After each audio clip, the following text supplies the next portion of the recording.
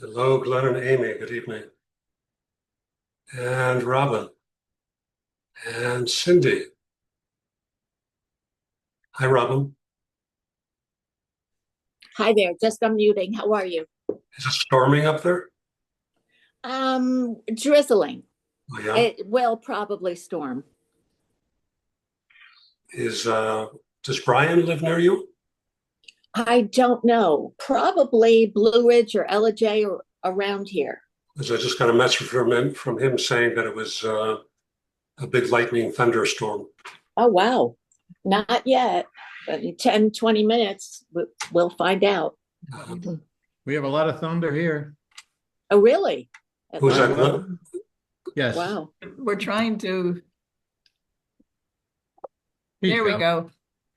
Hi there. Hi, Amy. Yes. Yes, it's thundering and starting to rain in Hiawassee. Yes. Hiawassee. Okay. All right, so I guess it's heading your way, Robin. Batten down the hatches. Exactly. So Hi, in the Anya. middle. Good evening. How are you? I'm good. How are you? Baruch Hashem. Thank you. And Lori, how are you doing?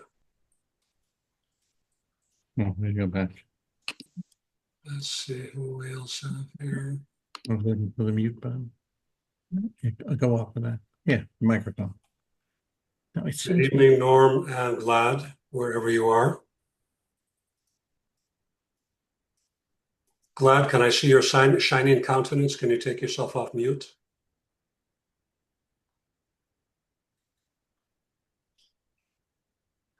We on? Are we off mute? You're off mute, yeah. Okay. Good evening, Carlos. Good evening. How are you? Baruch Hashem, thank God. How are you?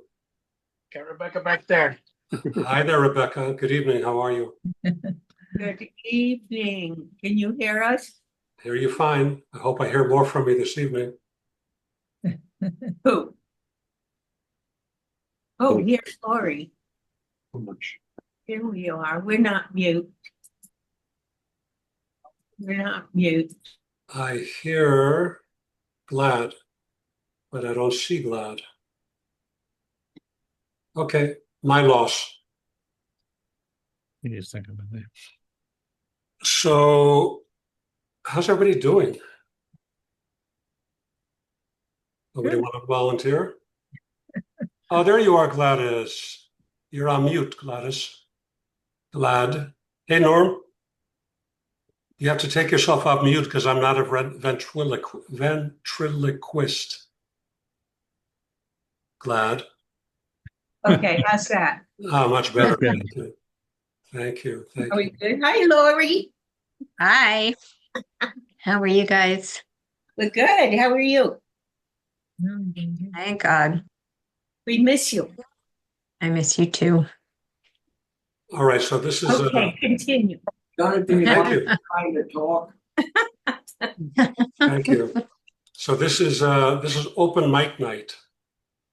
If anybody wants to begin with a stump the rabbi kind of statement, question, I have a comment. question, but it's not Stump the Rabbi. All right, what's your question? Even better. Now, it's not meant to be political at all. It's actually from the Bible. It says the nations that love Israel and help Israel will prosper, and the ones that don't will not. How do you feel about that? Because I'm watching England and France couldn't get a consensus. And watching what's going on, of course, in London. And how do you feel about that statement Well, from the Bible? if it's in the Torah, it's true. Okay. Period. However, we have a few thousand years of history that show that many nations have gone against Israel, and everyone that has is not even a footnote in history. Any nation that went against the Jews always lost ultimately. Unfortunately, in the process, it's a little bumpy and sometimes it's a little bloody, but we are the only thing that's consistent throughout history. Every other civilization, whether we're looking at the ancient Egyptians, the ancient Greeks, the ancient Romans, the Carthaginians, the Philistines, the Assyrians, the Babylonians, the Third Reich, the Crusaders, the inquisitors, they're footnotes in history. We saw them all, we dealt with them all, they're all gone, and we're still here. So I think that's what speaks volumes about the statement. But ultimately, what we're looking for is a different kind of relationship with the world. We're looking for a relationship where we're valued and where we're understood for who we are and for the unique gifts that the Jewish people have given to the world. And that is unrecognized by a lot of the world, and so be it. We have a mission, we have a mandate from God. We know exactly what we have to do. And we're doing it collectively, and we're doing it individually. We are an Or Lagoyim, we are a light unto the nations. And we hold ourselves in an exemplary fashion. Israel holds itself in an exemplary fashion, despite all the slander and all the libel that we see every single day. We're impervious to it, because ultimately truth comes out. And the truth is that it all turns out really, really well. And it doesn't turn out well only for the Jews. It turns out for all of humanity. It turns out well for every righteous Gentile. So our concept of the Messiah, which is different theologically than the Christian concept of Messiah, nonetheless, our concept of Messiah is that the Messiah will be teaching Torah, will be teaching the inner secrets of the Bible to all of humanity. Now, the Jewish people, for the most part, already know it, already know these secrets. So clearly the Messiah is not coming just for the Jews. The Messiah is coming for all of humanity. And when that day comes, when the lion lies down with a lamb, as Isaiah says, when we don't know from hunger or starvation, when the occupation of the entire world will be simply to know God, then we will be at the place that we've been working for the last 3,300 years. But until then, there is the opposite of good in the world. There's evil. And evil is showing itself like it has never shown itself before right now. And one reason why it's showing itself with such chutzpah, does everybody know what chutzpah means? Mm. With such nerve, the reason it's showing itself in such a nervy way is because it realizes it's breathing its last gasps. Evil realizes that it's about to be dominated with godly light. And when that happens, it vanishes. So right now, it's showing its ugly face and it's bubbling up all over. If we look back at the story in the garden, what the Christian calls original sin. When we look at that story, we see what happened was as follows. Prior to the sin of eating of the fruit of the tree of knowledge of good and evil, prior to that moment, there was evil in the garden. But the evil was external. It was something in the corner. It was something that no one in their right mind would ever want anything to do with. By ingesting the fruit of the tree of knowledge of good and evil, it internalized evil within the human. Therefore, all of us, no matter who we are, no matter how good, no matter how righteous we are, we have an element of the opposite. We have an element of evil. And while there's evil in the world, there's an element of good in it as well. The prophets tell us, the prophets that both the Christians and the Jews revere, the prophets tell us that a precursor of the Messianic era is for good and evil to separate.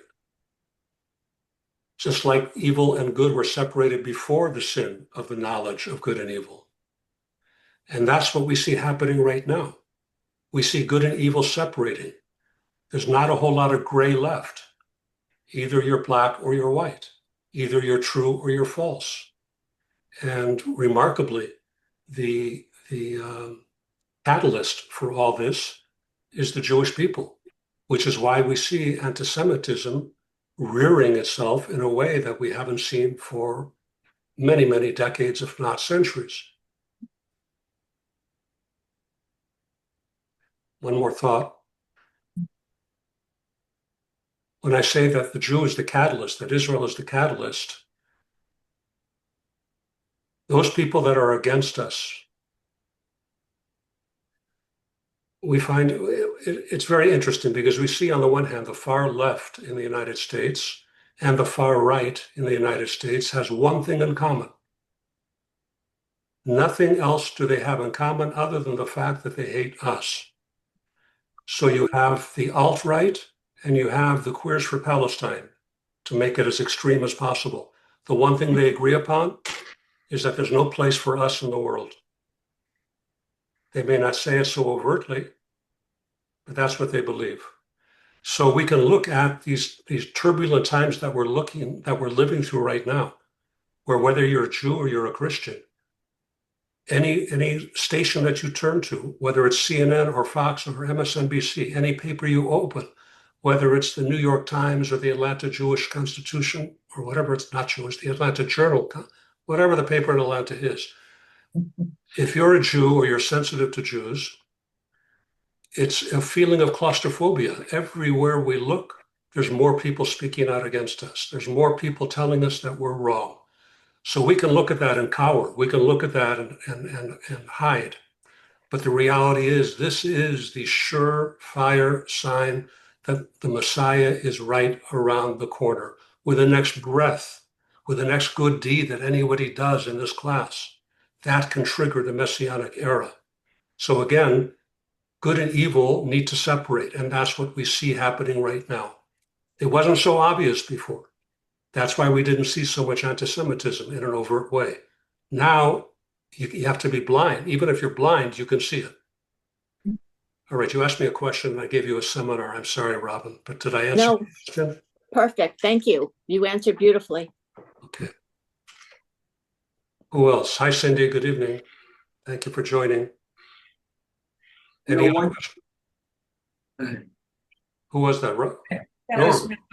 I was just gonna say, the one thing about anti-Semitism, Jews are just as ignorant of the fact that Hitler killed 39 million people.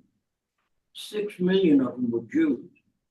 That leaves a lot of people who weren't Jewish who ended up in that Holocaust.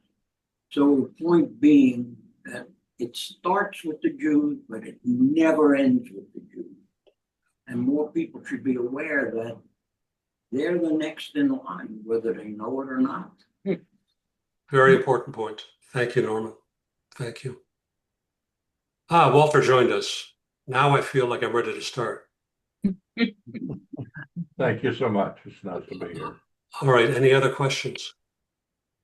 Comments? All right. So tonight is the fifth lesson that I like calling anger management, because really that's what tonight is about. It's about anger management. Up until now, in the previous four sessions, we covered the three intellectual faculties. If you remember, we explained that there's something called a flash of wisdom, which then we have a responsibility to grab onto and turn it into something real. Before that, we talked about what's above that, which is a crown, which is the source of our will and our desire in life.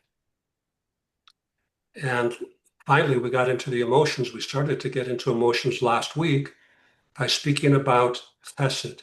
Chesed is loving kindness. And that was our topic last week. And we made the point that God created the universe from chesed, from divine revelation. Revelation is kindness. Revelation is lovingness. The desire to share of yourself is loving kindness. However, if God had displayed only loving kindness without creating limits, the universe could not exist.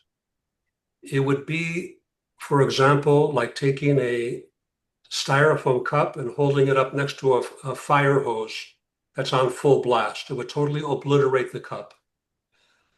So God, in all his beauty and all his loving kindness, in order to create space so that you and I could function in a way that we could live our lives with free choice and not have to sign up for being on his team and for doing whatever we want. In order to create the space for that to happen, which is what he wanted, he had to temper his loving kindness. He had to put limits on how much he was going to reveal and share. And the method by which he limited or inhibited himself, not himself, but his attribute of kindness, was through the opposite quality, which is the discussion this evening. That quality is called gevura. It's called gevura. We'll get back to that in a second. Based on the fact, yes, Carlos. Oh, no, I was just pointing to Rebecca, the word. So finishing off with last week, in order to be partners with God in creation, because creation is something continual and constant. Creation was not a one-time act. God is continually creating the universe anew. God is creating you and me in every second. And those of us who've signed up are partners in that creation. By being partners in the creation, we are also commanded to love others. In other words, we have to internalize thoughts that will nurture loving feelings by focusing on the divine image in other people. We were all created, as it says in Genesis, B'Tselem Elohim. We were all created in God's image, in the divine image. That means that all of humanity shares one thing in common. We all have a piece of that divinity within us. Now, when it comes to day, how do we get along with each other, especially those people that we find extremely annoying in our lives? How do we cope with that? Is there a workaround to deal with people that don't seem very lovable in our lives? Well, first of all, is to be mindful of the fact that they also are created in the divine image.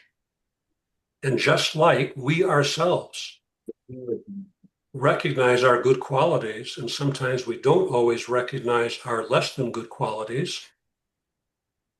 The reason we don't always recognize our less than desirable qualities is because we are in touch with our own inherent worth. We see ourselves, each one of us sees himself as a special person, as a gifted person. Now, whereas we can go ahead and criticize ourselves, if somebody else were to criticize you about the same things that you criticize yourself about, chances are you'd be upset by that. So our responsibility is, just as we give ourselves a pass when it comes to self-evaluation, is to find a way to give a pass to those people around us by identifying them with the divine image. When it comes to friendships, we have to be willing to invest in relationships, which means when it comes to all sorts of relationships, we have to sacrifice our own needs and desires for the sake of the other person. So that's what we learned last week. Any questions about that?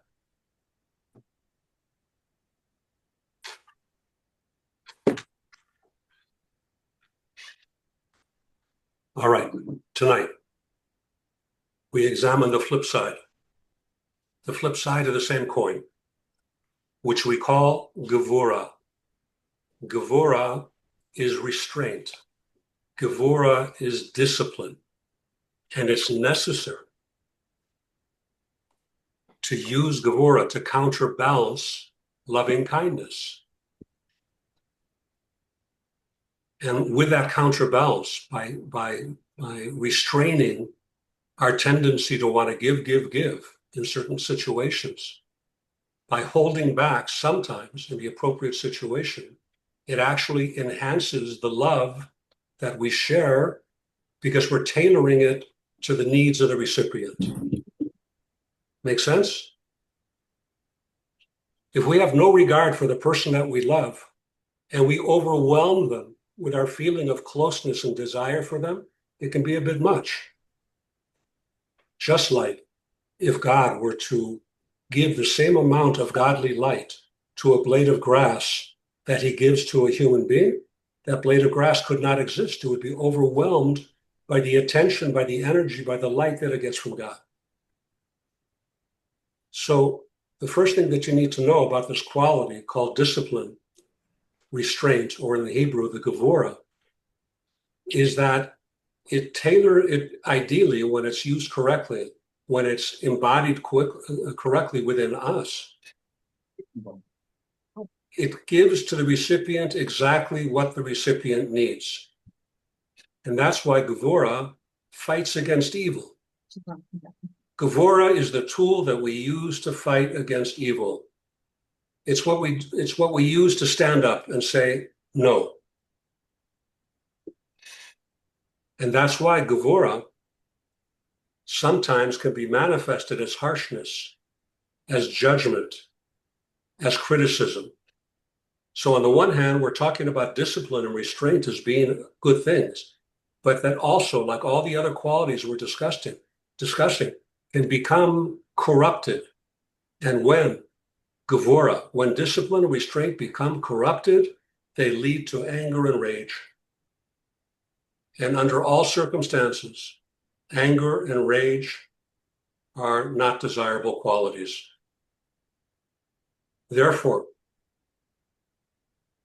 this evening, we're going to talk about both sides. On the one hand, we're going to talk about using Gevura correctly in terms of discipline and restraint. On the other hand, how to make sure that we don't use it inappropriately in terms of anger. We're also going to be discussing strategies to sweeten the severity of Gevura, to sweeten it. And one way that we're going to learn tonight is by introducing another quality after we finish speaking about Gevura. And that quality, by the way, is called Tiferet, which means beauty or compassion. Thank you for that email earlier today, Walter. That quality, which we'll be discussing, is translated as compassion or empathy.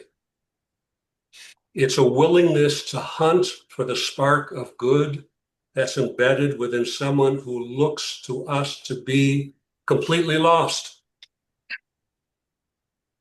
So Gevura means strength. Gevura means restrictive power, the power to limit, the power to conceal.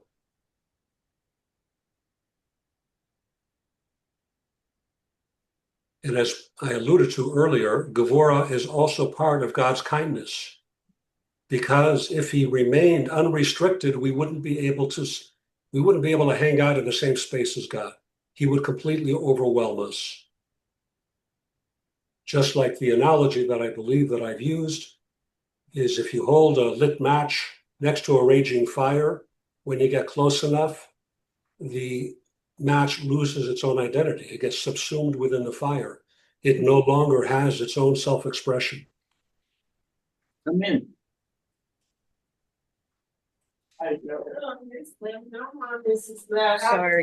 Sorry. Glad, can you put yourself on mute? Yeah, yeah, Yeah. Okay? Yeah. If I know how. All right, I think we're good. So it's the restrictiveness of Gevura that allows every single creature to receive God's kindness according to its individual capacity. The analogy I used a few moments ago was a blade of grass versus a human being. Each one has a different quantity and quality of divine spark in it. So what Gevura does, what restraint does, literally, is it restrains the urge to give when the recipient is either unprepared or unworthy of the kindness. And that's why we call it self-restriction. And importantly, it's also the power that battles against evil. The Gevura within us is what allows us to vanquish evil. So, can I ask you something? Please do, Sheila. How do you know if the person is unworthy?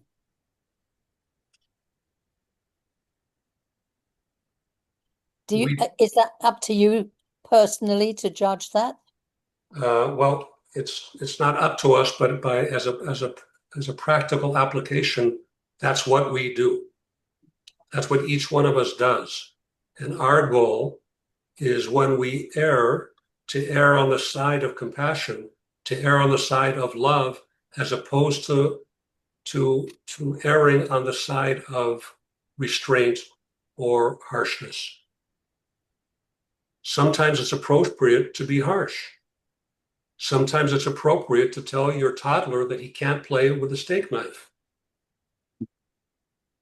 So, yes, but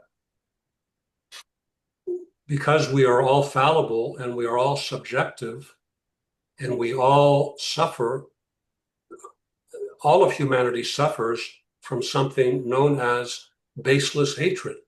All of us within us have certain people in our life that we look at across the room. We don't even know who they are, and we don't like them. It could be the hairstyle. It could be any number of factors, but we make something up and say, I do not like this person. That's what we're trying to guard against. Because if we are indeed partners of God in creation, and if we do want to bring this crazy planet Earth to a nice soft landing in a beautiful place, it means that each of us, you and I, have to be deputized to go out and love one another. That's how it works, but not like idiots, not in a way that you don't have your eyes open. So we need to restrain that from time to time. Am I answering your question, or am I dancing around your question? No, you're answering my question. Okay. I mean, I know sometimes I look at a person and I don't know why I don't like them, but I don't like them. And sometimes when you get to know that person, you find you really do like them. If you can If you can make the effort. if you can get to that point. Well, welcome to being a human being, Sheila. Thank you.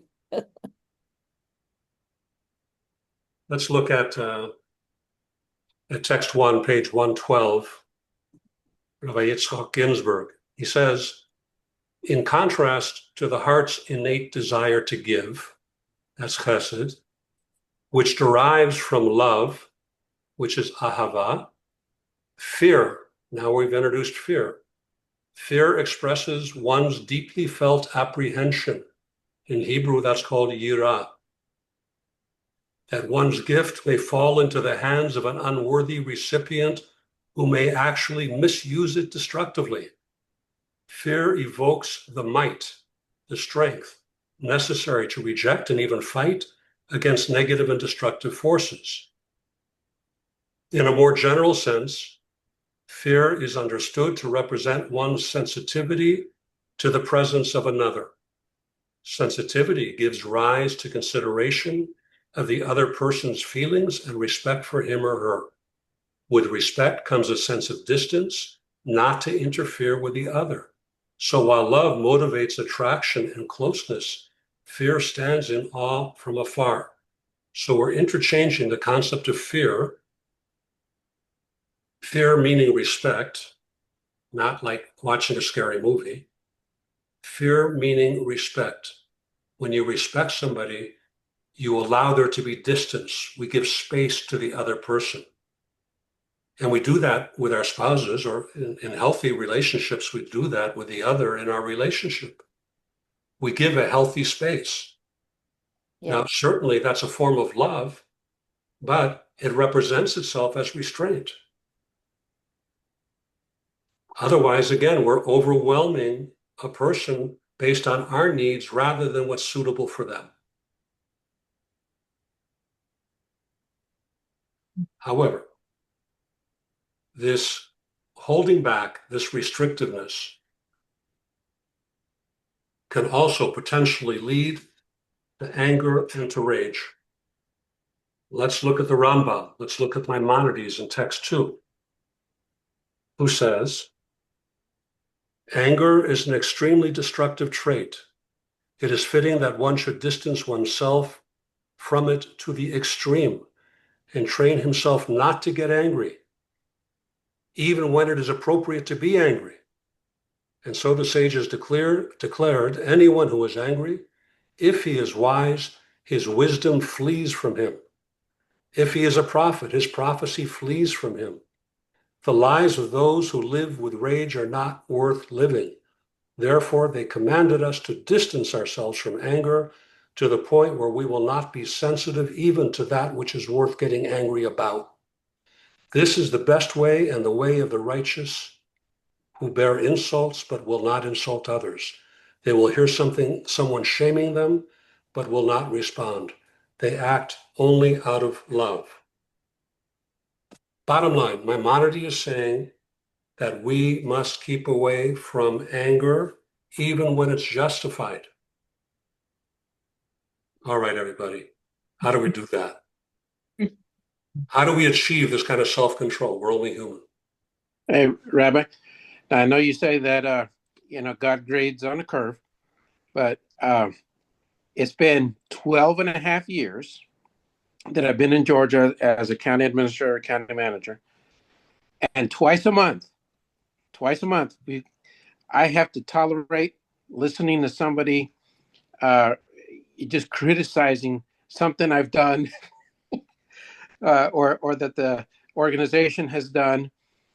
And I remember 7.5 years ago when I started in Baldwin County, somebody came up and just said some ridiculous things. And actually, I got so angry. That's actually what I said. I said, this is ridiculous. And I'm not supposed to say anything. When the public comes up and comments, they're supposed to have their say. I'm not supposed to respond. I've got to take it. And I couldn't take it that well that day. And there have been other times that, in the last 7 years and change that I have blurted out things, during that public comment period. When I got angry, and there have been other meetings where I've actually in front of one of the commissioners, the one that I mentioned last week, I got so angry that I clapped my hands really loud and yelled at her and told her to be quiet. So it's just been more recent that what, and I think it's our studies that have really helped me out. That it's just whatever. Let them say whatever they got to say. I need to lead with love, and I need to show self-restraint.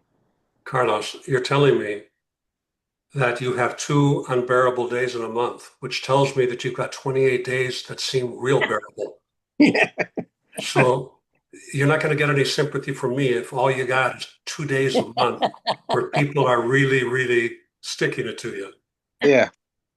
And my second observation is that if you're looking back on the last 12 years and you can remember every incident where you lost it, you're on a whole other level, man. You don't belong on this call. You belong on the graduate level call. You're doing great, Carlos. Give yourself a break. We are all a work in progress. You understand? Yeah. All of us. But you're in luck because tonight is all about actual learning tools to help us not lose it on other people. Anyone else? I'm concerned about abuse. Go on. When someone is disrespectful or abusive verbally, I just feel sometimes a response is warranted. Yeah. Okay. Yeah, for sure. I understand. I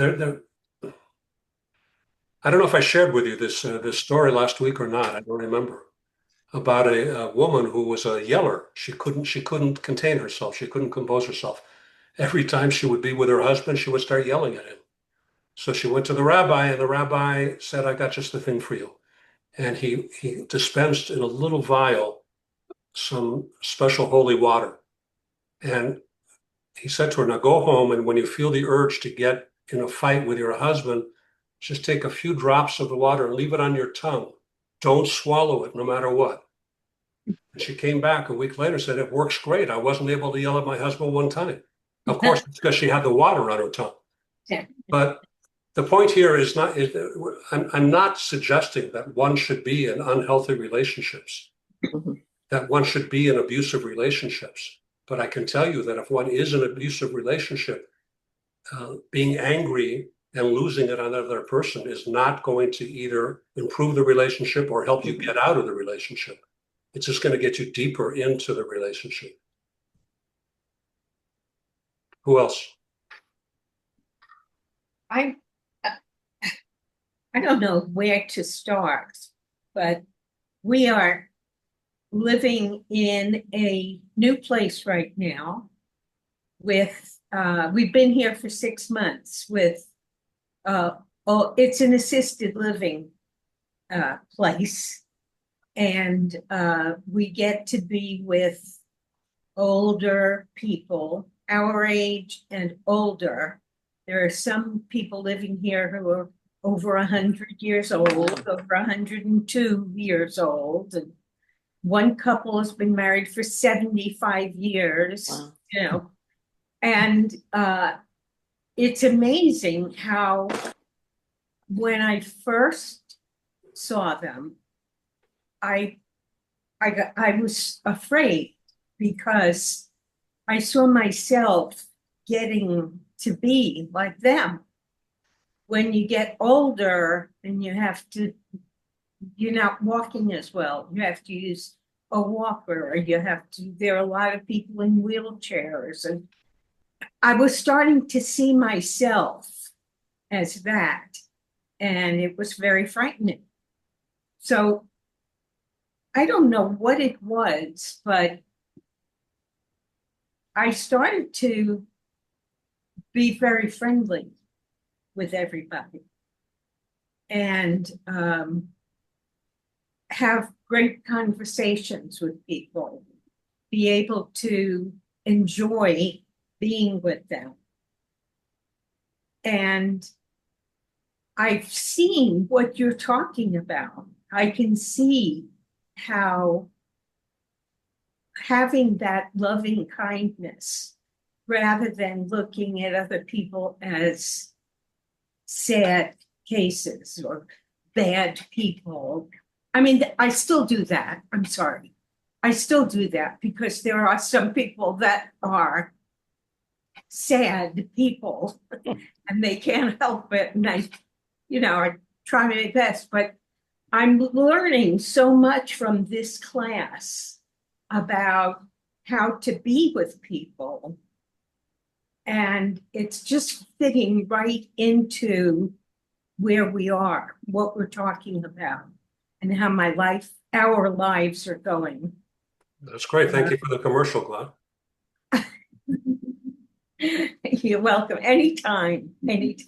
So thank you for that.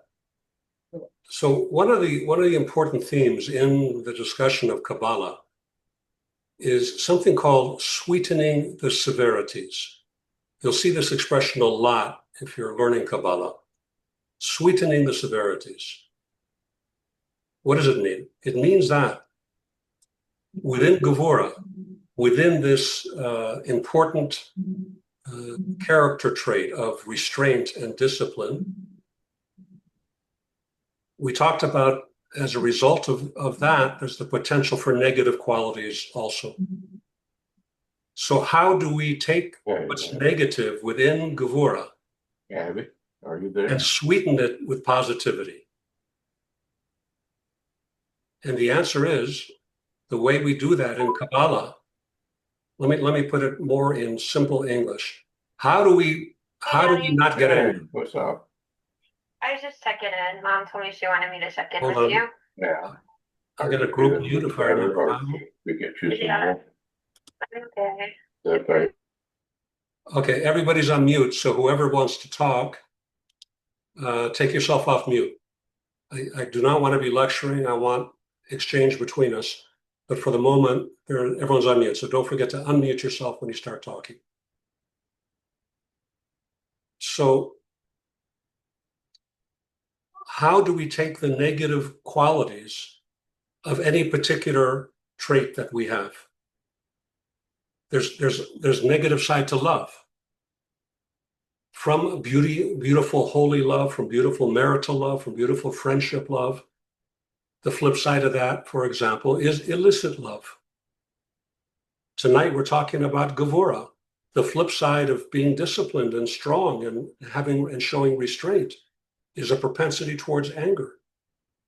So how do we make sure, how do we balance ourselves in a way that whatever the emotion is, whatever the character trait is appropriate? That's the overarching question in Kabbalah. And the answer is we sweeten whatever is not healthy within a character trait. And what does that mean to sweeten it? It means we take other character traits and mix them together.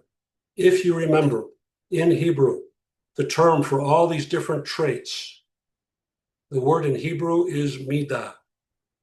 A midah is a trait, but midah literally translated means a measurement.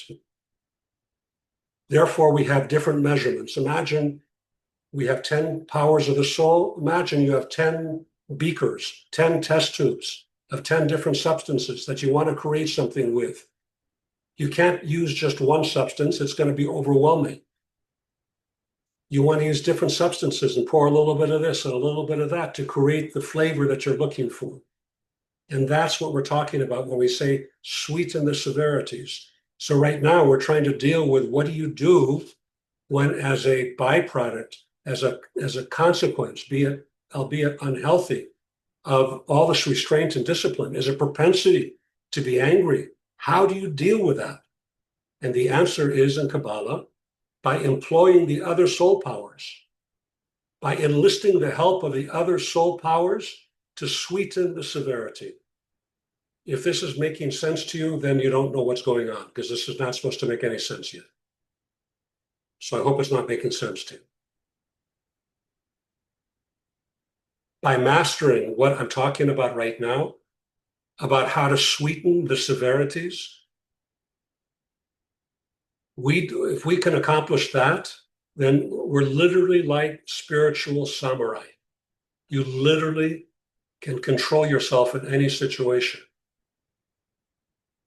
Not that self-control is always appropriate, but when it comes to not expressing anger, it is appropriate. Any questions yet? I was going to say you're quiet, but you're all muted. The Arizal, the Rebbe Itzhak Luria, who lived in the 1500s, said that severity can be sweetened only in its source, whatever that means. What is the source of Gevura? If you look,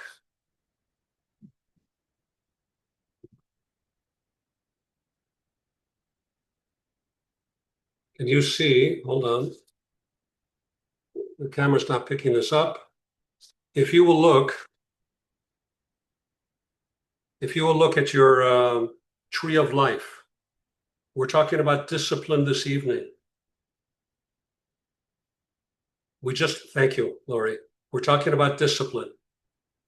And here the rabbi is saying that the way to sweeten this anger is from its source. What is the source of discipline? Look above it, and what's the quality? What's the quality right above discipline on your chart? Understanding. Exactly. Understanding.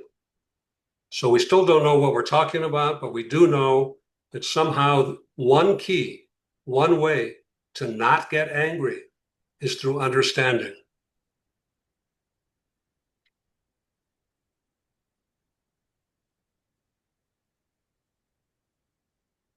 Let's look. Don't worry, we're going to come back and discuss this. Let us look at Shlomo HaMelech, King Solomon, who said, I am understanding. With me is might. Again, he's echoing the same concept. Understanding and discipline. This means that understanding can be utilized to modify or to sweeten the severities of anger. Don't worry, we're going to get there. In other words, a change of attitude can have a positive effect on Gevura, on discipline, on anger. Rabbi, can I just clarify what you just said? Because you said understanding can sweeten the severity of anger. So are you using anger interchangeably with Gevura? Yes, I am, because what we want to sweeten is the pathology of Gevura. In other words, we're good with discipline, we're good with self-restraint. We're not good with anger and rage. So that's what it is that we want to mitigate. That's what we want to sweeten, is that aspect. Okay, so if everything is a two-sided coin, so there's the positive side of Gevura, and then there's the negative side of Gevura. I mean, this is the way I interpret things. That's I'm true. not trying to. Okay, so the positive side of it is discipline and restraint, and the negative side of it is anger. Exactly. Is that accurate? Okay. Exactly. And you'll find this dichotomy with every single quality we're talking about. Okay. You'll find it with love. You'll find it with compassion. You'll find it with discipline. You'll find it with humility. You'll find it with ambition. You'll find it with bonding. So right now we're focused on how to deal with anger, anger management. That's really what we're talking about right now. One way to deal with one's anger is through understanding, and we're trying to understand what that means. We're trying to understand what understanding means.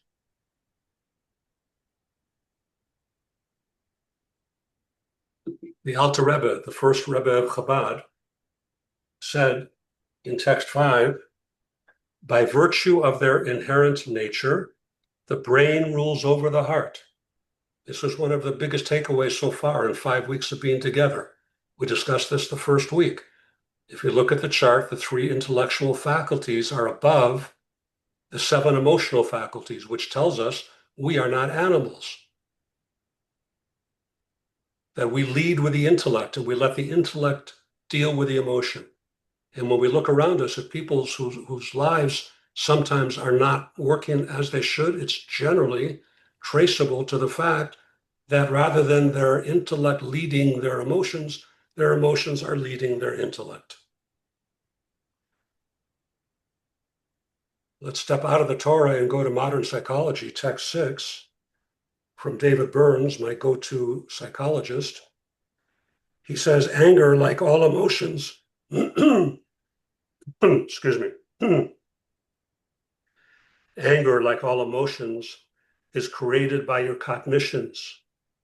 It is not negative events, but your perceptions and thoughts about these events that create your emotional response.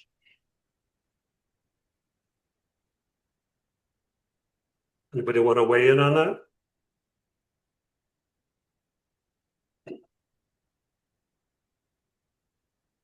Imagine. Go back in time for some of you. Your 2-year-old leaves his bed, leaves his crib, and he's giggling as he walks into the living room where you're watching TV.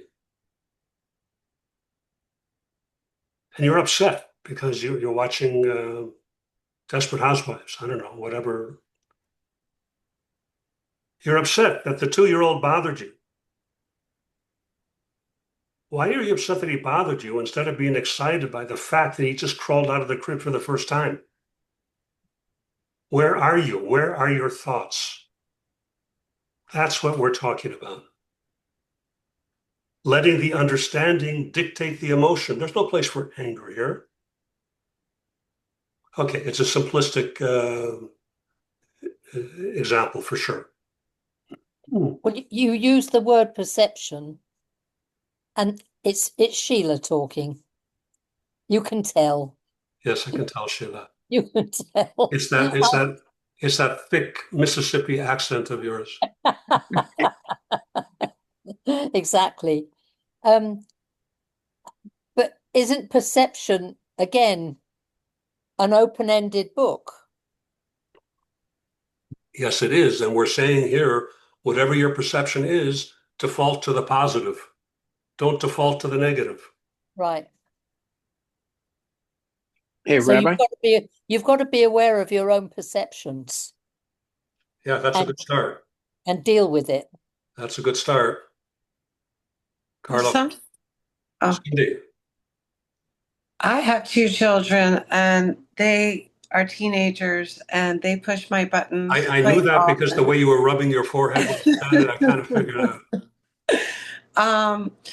Sometimes when they don't listen to me, I try to understand why and think about the circumstances of what's happening in their life and try to push back my boundaries.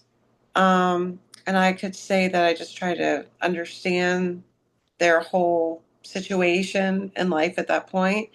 But I also feel like I have to put my barriers up and put my boundaries up at certain points and say this is acceptable and this is not acceptable.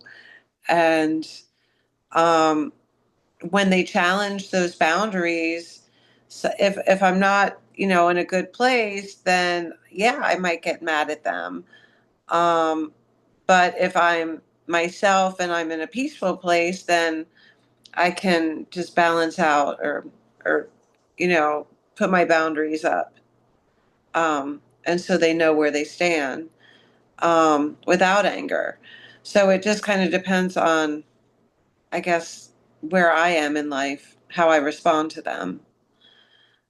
Sure. I think what you're talking about is the dilemma that so many of us face in our relationships, and many relationships require management on our part, especially when it comes to dealing with children, with our own children, that is.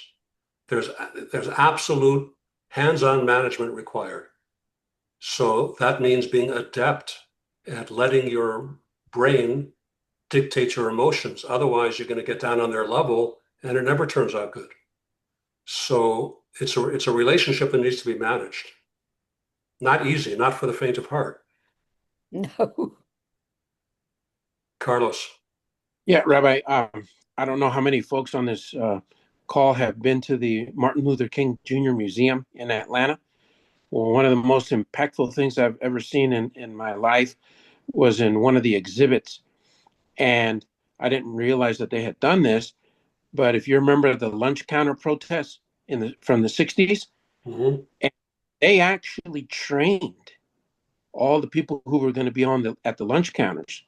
They trained them how to respond when the insults were going to be hurled and all this stuff.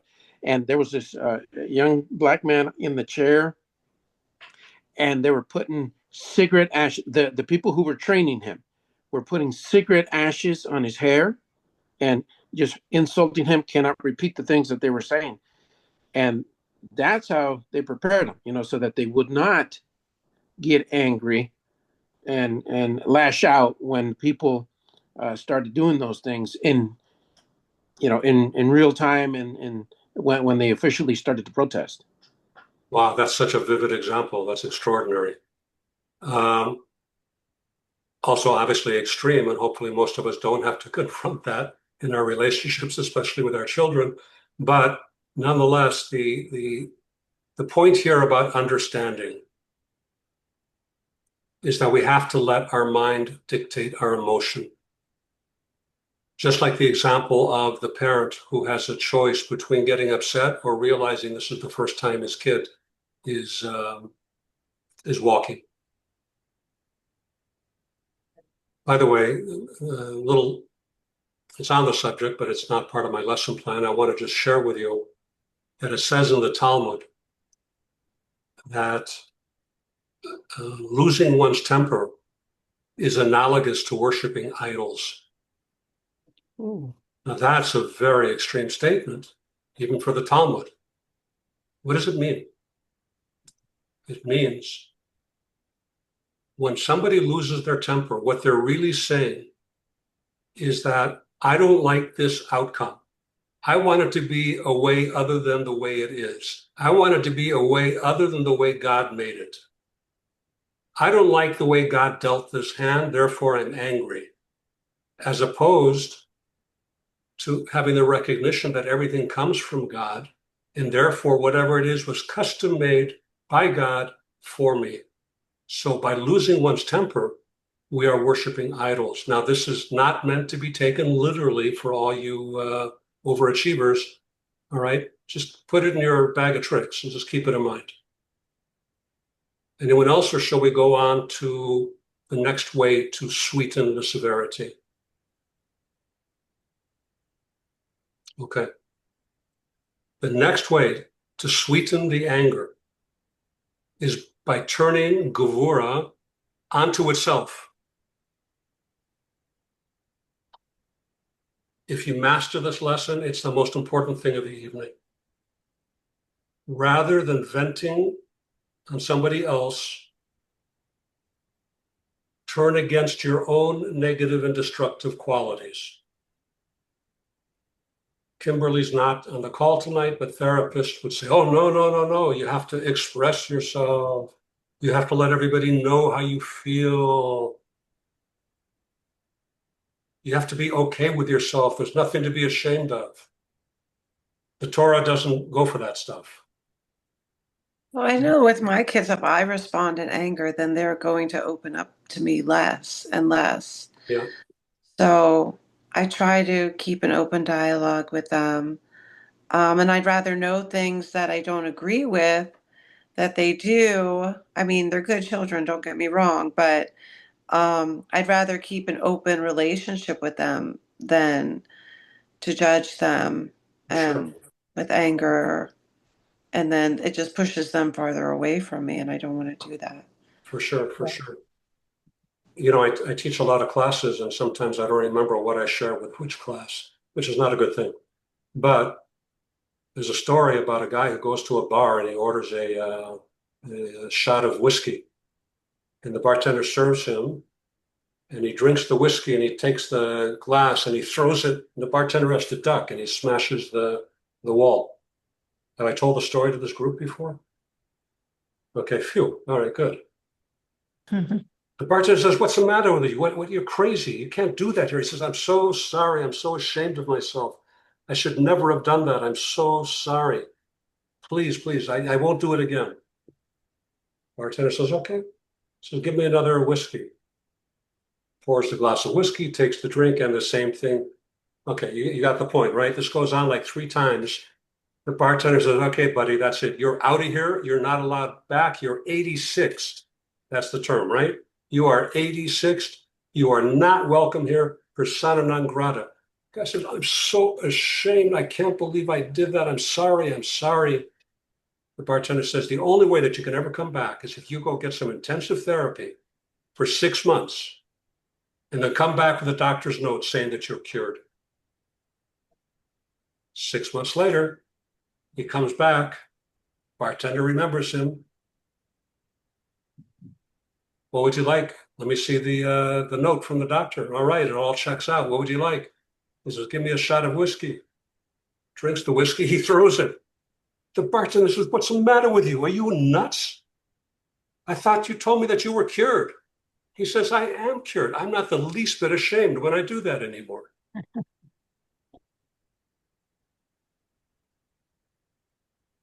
Anyway, rather than venting on somebody else, we learn to turn that anger against our own negative and destructive qualities. Note, I did not say turn the anger on ourselves, but rather on our own destructive qualities. In other words, we can use negative qualities to achieve positive results.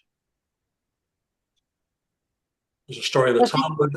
I don't have it in front of me, but the Talmud makes the point that we can learn lots of good qualities from a thief. Yeah, from a thief. Why? Because a thief is meticulous in his planning. A thief is extremely well organized. A thief is modest. A thief is courageous. And a thief, you can be guaranteed if he doesn't succeed, he's going to come back and do it again. So the Talmud uses that as an example of how we can take something very, very negative and find something positive in it. If we look, famous statement of the Talmud that says, from the tree itself comes the handle of the axe that is used to chop down the tree. You get it? From the tree itself comes the handle of the axe that is used to chop down the tree. From the anger itself, if used correctly, if utilized correctly, one can break their own anger issue. So would it count, which is what I do if I need to vent? I call a very, very close friend and she listens. And I just say, I'm venting. I don't need your opinion. I just want to get this off my chest. That's beautiful. Anything other than confronting somebody in anger works. So if that means venting with a friend, if that means counting to 10 or 100 or until next Tuesday, whatever it takes to not be angry in the moment, that's what's relevant. Okay. Now, last week, I elaborated on something that was really intended for this week, and I'm going to cover it again. I apologize for the redundancy, but it's important in this context. And that is the concept that whenever we see a defect in somebody else, we should train ourselves to immediately recognize it as a defect in ourselves. Now, it doesn't mean necessarily to the degree that we see it in the other person. But what we see in others, the only way we're able to see anything is because we can identify with it. If you can't identify with something, you can't see it. So when we see something negative in somebody else, and we feel it, that annoying person, when we are experiencing that annoying person, that needs to be a trigger for us to say, hold on a second, let me go inside of myself and figure out, why am I having this kind of reaction? The reason for this, by the way, the reason that this happens is because, as we discussed earlier, we all have self-love. We all think we're great. One reason we think we're great is because we're very much in touch with our better qualities, and we're very much not in touch with our self-limiting defective qualities. We just don't see them. So God putting annoying people in our lives is a great kindness from God, because that's the only way that we're able to see those things in ourselves. And I use that on my wife. That same philosophy of maybe I'm God's gift to her. So the fact that she can see those qualities in herself. Only for her own good. Yeah, okay, Walter, I wouldn't try this at home. Because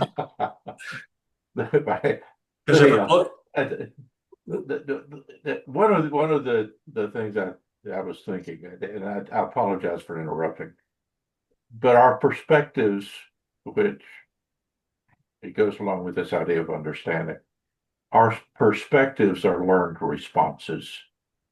The fact that what we saturate our lives and our thinking with forms the perspectives by which we view the world. And the fact that the way it translates to me is if I do not culture within my own life good things, for you it would be studying the Torah or thinking of the graciousness of God and those wonderful things that allow us through those lenses to perceive the world and everyone else in a better light. The fact that it's not just a conjuring of understanding, it's a nurturing of the good things. And through that nurturing, we're able to perceive the world in a light to where the fact that we're not so angry at the world anymore. Does that make any sense? Walter, that's so incredibly holistic. It's a very beautiful approach. Thank you for sharing that. And if your wife hits you over the head with a frying pan, that's not on me. I'm just letting you know. Okay. Can I tell you a quick story? Go I had for been married. I had been married 2 weeks. I made my wife so mad, young girl. She picked up this big wad of keys and threw it at me while I was sitting on the sofa. I ducked and hit the wall, put a hole in the wall. I left the hole there for the longest period of time. Through 50 years of marriage, I've never been able to diminish her anger toward me at times, but I've learned how to duck. it. So All the right. fact that, and I'm not quite so sure whether that fits into anything, but oftentimes the fact that we can't change what other people are, but we can change the way that we react to them. Beautiful. And, Beautiful. and maybe it's a good thing to leave the hole in the wall. It sort of reminds us all Yeah, of where we it's are. certainly a reminder. Bottom line is like this. The only purpose of seeing defects in another person is to recognize those defects in yourself. It says in the Mishnah, another Jewish body of work. Listen carefully. Know before whom you must be judged and render account. Let me repeat it one more time. Know before whom you must be judged and render account. Notice that it says first you're judged and second to render account. Isn't that kind of weird? Shouldn't it be render account and then be judged? Why does it say it backwards? Listen to what the Rebbe says, his commentary on that piece of Torah. It's going to blow you away. I don't want to tell you what it's going to do. It blew me away. He says, why does it first say be judged and only afterwards render account? We would expect a person to be judged only after he has given an account of his actions. But the Baal Shem Tov explained that without our being aware of it, heaven brings us to another person who has done the same thing wrong as we have. In passing judgment on that person, we in fact are passing judgment on ourselves. So picture the scene. The scene is you're up in the Beis Din Shalmala, the heavenly tribunal. After you live 120 years, you're up there, you know, the guy with the scales and the whole thing. And they say, check out this picture. Look at this video of this guy. And you say, off with his head. That was a terrible thing. And then they tell you, hey, buddy, that wasn't him. That's you. You just can't see it in yourself. Here's the ultimate paradigm of this explanation. It's a story from the book of Shmuel, the book of Samuel. And it's a conversation that takes place between King David and the prophet Nathan the prophet. Here it goes. God sent Nathan to David. By the way, for those, just to give you a little context in case you're not familiar, David had a relationship that was questionable on many levels with Bathsheba. I think everyone knows something about that. God sent Nathan to David. He came to him and said, there were two men, one rich and one poor. The rich man had very many sheep and cattle. The poor man had nothing but one little lamb. He had bought it and nurtured it, and it had grown up together with him and his children. It ate of his bread, it drank from his cup, and slept close to him as if it were his daughter. It happened that a traveler came to the rich man. He wished to spare taking from his sheep and cattle for his guest's needs, so he took the poor man's lamb and prepared it for the man who came to him. David became greatly angered at that man. He said to Nathan the prophet, by God, that man that did that deserves death. He should pay the lamb's value 4 times for having done such a pitiless thing. And Nathan said to David, you are that man. Because that's what David did to Uriah after making sure he got killed in battle. He took his little lamb, he took Bathsheba. What do you say about them apples? Rabbi, you were breaking up. Where in the Torah is that that verse there? Know before whom you must be judged and render account. Look at Samuel, probably the first book of Samuel. Okay.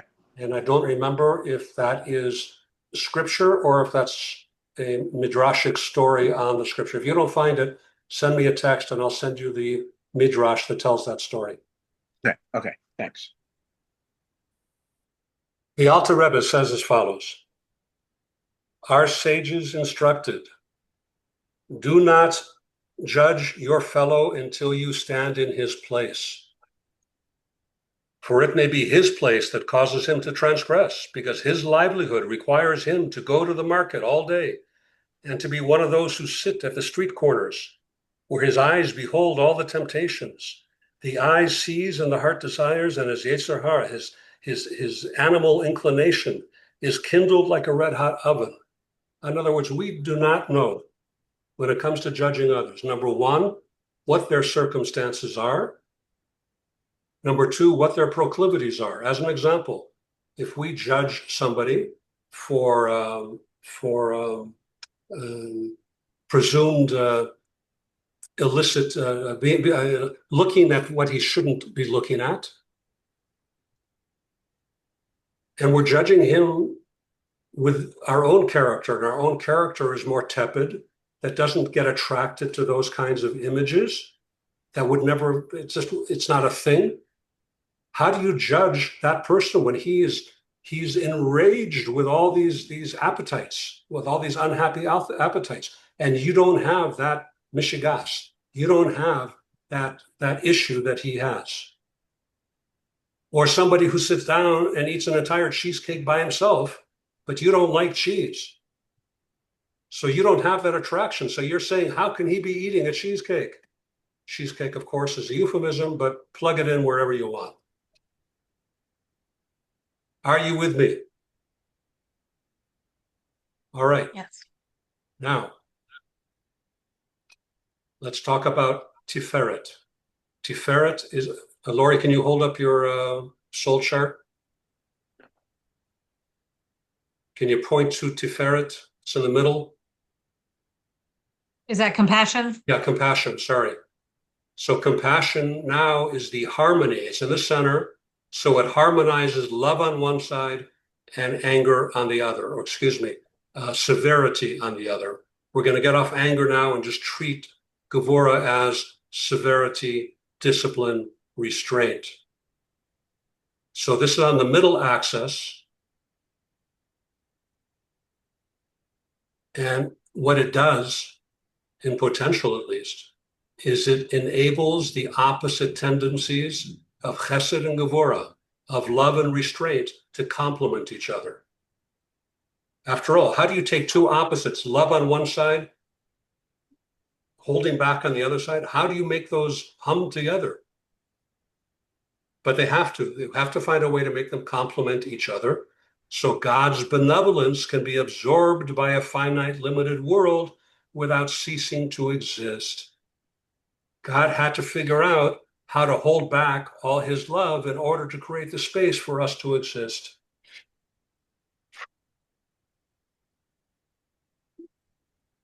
Back to the Alter Rebbe for a moment in text 19, the attribute of rachamim. Rachamim is another word for compassion. The attribute of compassion, to pity who was ever in need of compassion, is the mediating attribute between Gevura, which seeks to withhold, and Chesed, which seeks to distribute to all. Because compassion is the mediating attribute, it is called Tiferet. Tiferet is the Hebrew name. It is, by way of analogy, like beautiful garments. That is, garments that are dyed with many colors, blended in such a way that there is beauty and enhancement. The term tiferet literally translates as harmonious blend. However, it cannot be applied to a garment dyed in a single color. Chesed is white, Gevurah is black. You got black and white. Harmonizing those two is not gray. Harmonizing two is taking the entire palette of all the colors and making something beautiful of it. Unlike understanding, Tiferet, compassion, doesn't transform anything. All it does is harmonize. It harmonizes these two opposite emotions of love and restraint. Whereas Chesed sees only the good in everything. As a result, everyone is deemed to be worthy. If your predominant emotion, and by the way, with all these 10 qualities or these 7 emotional qualities, each one of us tends to have one that we favor. So some people are more towards the loving side in terms of their expression, and some people are more towards the disciplined side. Doesn't mean that if you're more to the disciplined side that you're not full with love. And if you're on the loving side, it doesn't mean that you don't know restraint.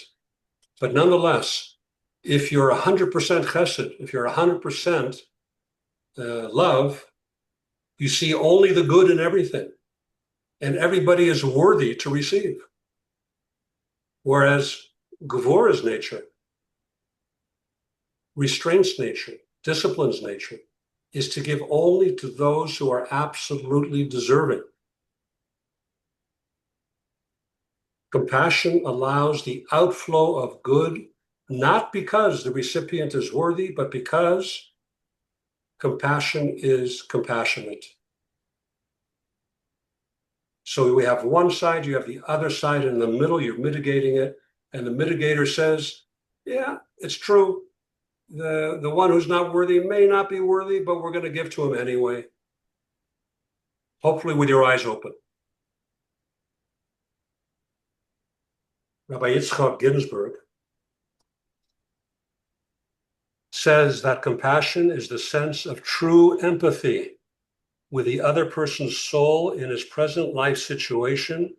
And although objectively he may appear unworthy, compassion penetrates beneath and beyond this relatively superficial objectivity and judges him worthy in essence. What does it mean? It means first of all, we shouldn't be judging to begin with. And second of all, if we are going to judge, then we need to take everything into consideration. This guy has a different temperament than I do. He by nature is wired to be more hot-headed than I am. I'm a totally tepid milksop kind of guy, so I'm never going to get angry. I can't be the one putting my value system on him. I can see he's got an issue. He's got an anger issue. It needs to be tempered. But by me withholding from him, is that really going to solve anything? Maybe I need to dig a little bit deeper into who this guy is and find something there that I can tap into. In daily life, there are plenty of people who don't seem very lovable. How do we deal with it? How do we correct them? The Jewish view is that every individual has intrinsic worth because we are all created b'tselem Elokim. We're all created in the divine image. That the existence of bad is merely an external layer covering the inner essence. Each one of us has a pristine essence. How can I say that uncategorically? Because each one of us has a divine essence. Because we know that on the 6th day of creation, God blew from his essence into the soul of man, which means the essence of our soul is pure. The essence of our soul is good. And we have to be like miners sifting through dirt and rock in order to find the gold. And for most of us, the negative traits are the first and the only things we see in other people. So how do we deal with our tendency to be excessively critical? Can anyone identify with that question? I have heard that people who are very angry need the most love. So for me, I tend to be compassionate, and I tend to like get hurt instead of getting angry. That's just how I am by nature.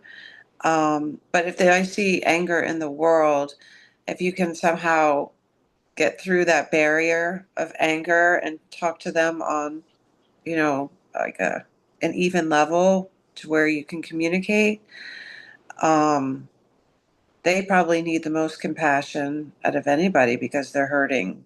That's Because perfect. anger is pain, right? That's So, perfect. That's exactly the description. That's our job description. Our job description is to unearth the beauty in the other person. There's a story, I'm just going to paraphrase the story, of a diamond merchant who went to meet with the Rebbe Rashab. I won't bother elaborating on that, but there was a long line of people to see the Rebbe Rashab. And the diamond merchant comes to him and says, Rebbe, I'm just curious. There's thousands of people waiting to see you, and you keep seeing them like a turnstile, one after the other after the other. How do you do that? How are you able to like be there totally with that other person 1,000 times a day? And the Rebbe said, because you just see a bunch of people pushing in line. But what I see is the beautiful soul in each one of these people, and that's what I'm in touch with.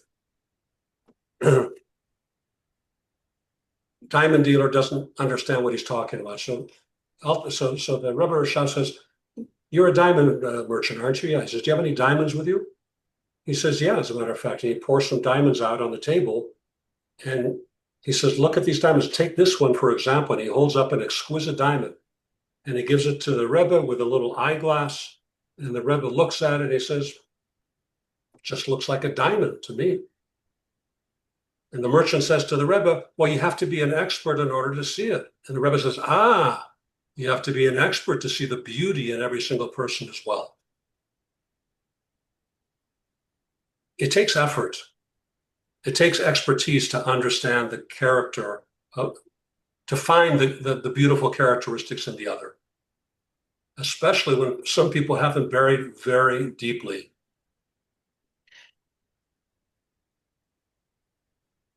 Just keep in mind that however you interact with another person, it really is within your power to either build them up or to destroy them. And don't think that I'm telling you that you have to deal with every unpleasant situation, that you have to take abuse, that you have to be Don Quixote and fight every windmill. No, that's not your job. You can pick and choose your battles.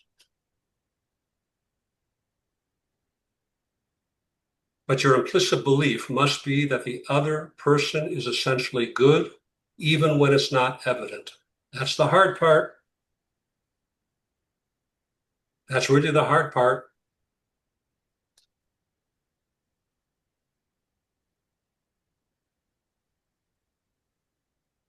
There's a beautiful story I want to share with you. Rabbi Twersky,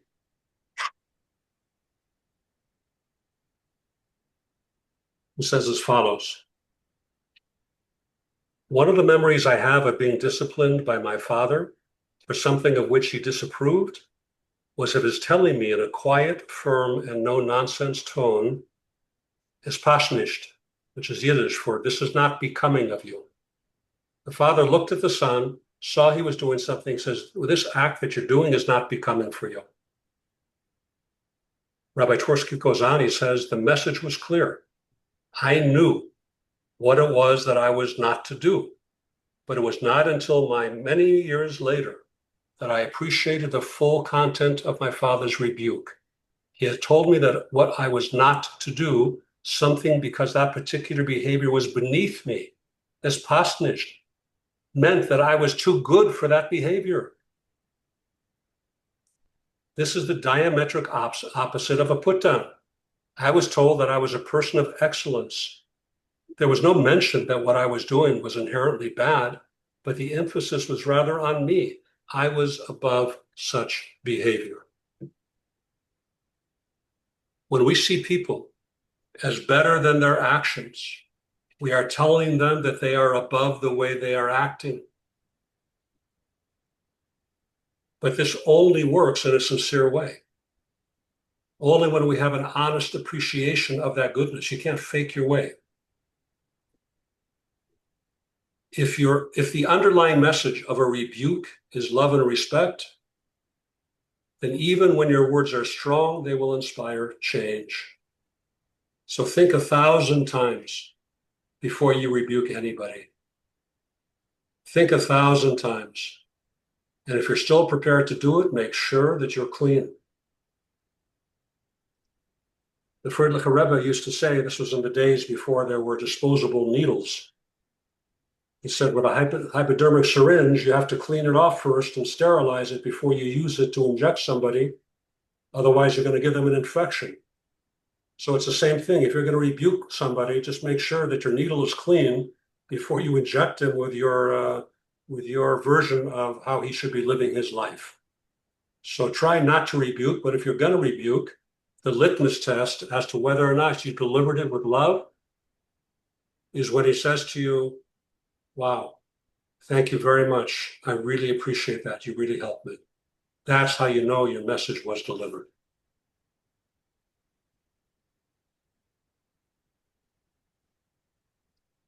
Okay, any questions? We're at the conclusion of tonight's discussion. Next week, by the way, we're going to deal with two really fun and interesting character traits. One of them is called Netzach, which is ambition, and the other is called Hod, which is humility. And the reason that they're important is because they're actually the catalysts which allow you to actualize your chesed, your love, and your gevura, your discipline. So that's what I got tonight. Any open mic? Who wants to talk about anything? It was fantastic. Oh, wow. Thank you. Thank you very much. Who else? No? All right. You should have a great week. And God should bless you, each and every one of you, with good health, with lots of love, and an easy life. Things should come your way. And anyone who's lacking anything that's good for them should get it in a heartbeat. And let's pray for this for ourselves and for all of humanity. All right. God bless you, everybody. Have a great, great evening. And I'll see you next week. Same bat time, same bat channel. Thank you. Rabbi, can I ask you a question? Yeah, It's sure. not pertinent to the class. I was just wondering if you're doing anything for Tisha B'Av that might be online. Tisha B'Av. Okay, for those of you who don't know, we are faced with a very unpleasant holiday on Sunday called Tisha B'Av.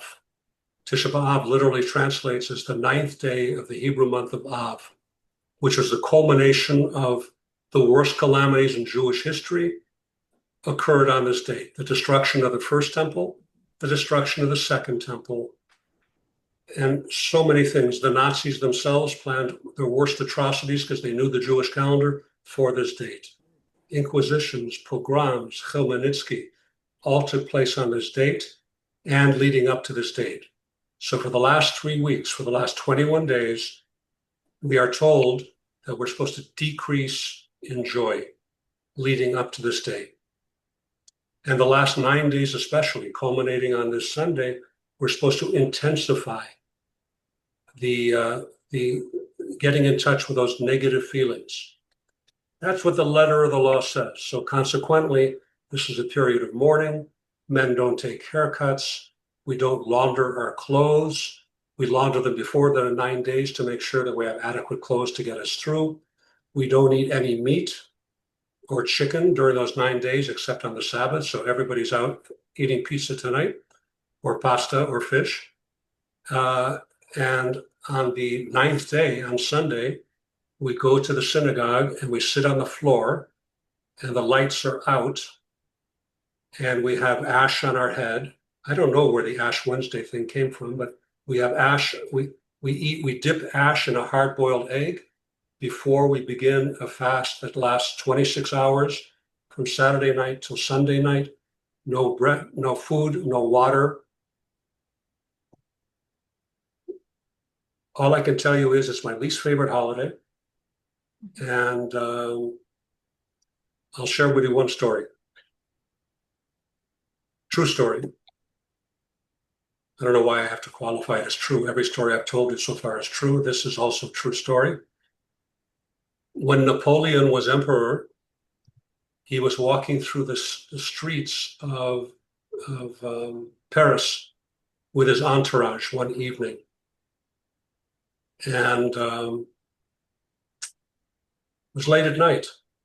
And as they passed by the Jewish temple, he saw candle lights flickering. There were no other lights, just very dim lights.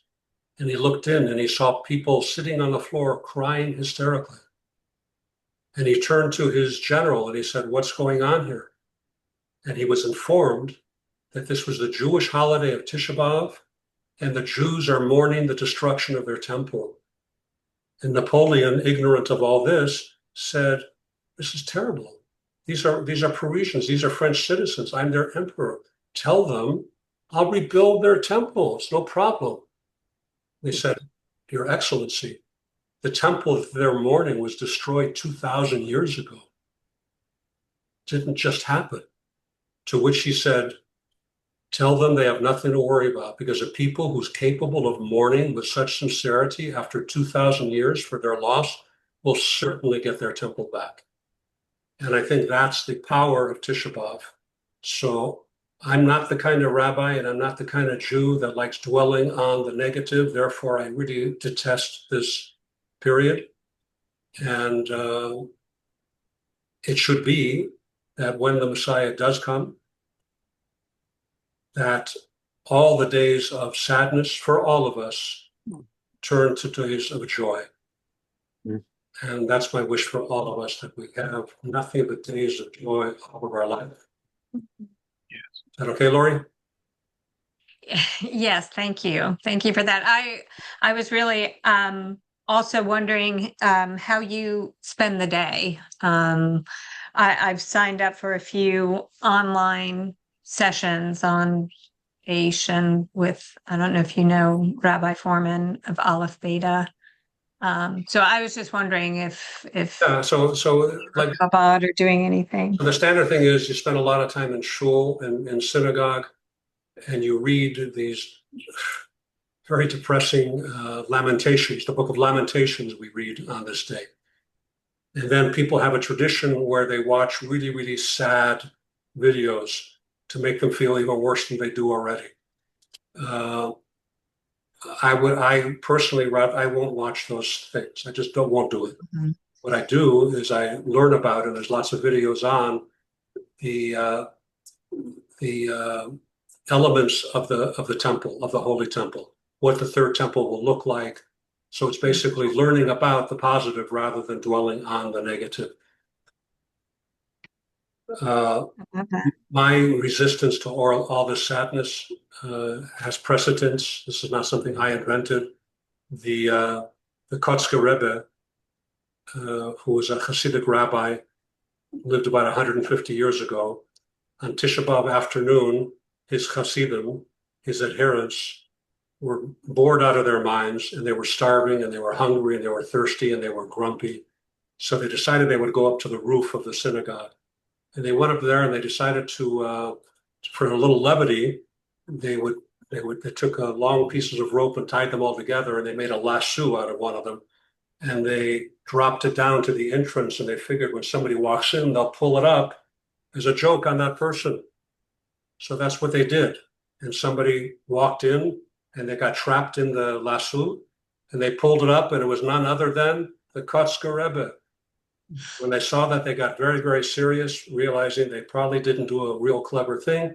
And he looked at them and he looked up into heaven and he said, "Eberstein, God in heaven, if this is the way your people treat this holiday with so little reverence, take this away from them. Don't let them celebrate this holiday." So In other words, take the bad stuff away. We don't want it. And that's kind of how I look at it. But don't learn from me because I'm an outlier when it comes to how to do this stuff. I appreciate your perspective. It is a new way of looking at it for me. So thank you. Okay. Anyone else? All right. Happy trails. Have a great week. See you next week. Take care, everybody. Good Bye. night. Hi, thank you. Bye. Thank you.